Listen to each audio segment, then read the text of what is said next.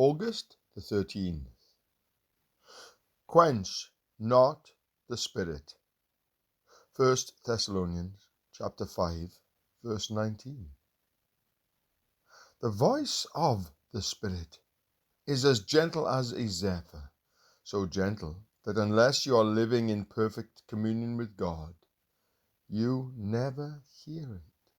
The checks of the Spirit come in the most extraordinarily gentle ways, and if you are not sensitive enough to detect His voice, you will quench it, and your personal spiritual life will be impaired.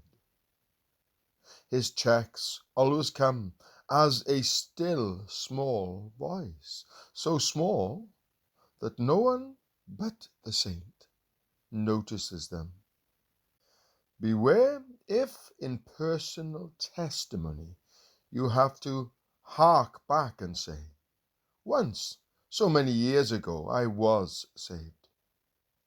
If you are walking in the light, there is no harking back.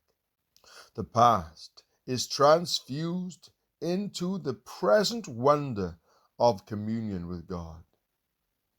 If you get out of the light, you become a sentimental Christian and live on memories. Your testimony has a hard, metallic note. Beware of trying to patch up a present refusal to walk in the light by recalling past experiences when you did walk in the light. Whenever the Spirit checks, call a halt and get the thing right, or you will go on grieving Him without knowing it. Suppose God has brought you up to a crisis and you nearly go through, but not quite. He will engineer the crisis again, but it will not be so keen as it was before. There will be less discernment of God and more humiliation at not having obeyed. And if you go on grieving the Spirit, there will come a time when that crisis cannot be repeated. You have grieved Him away.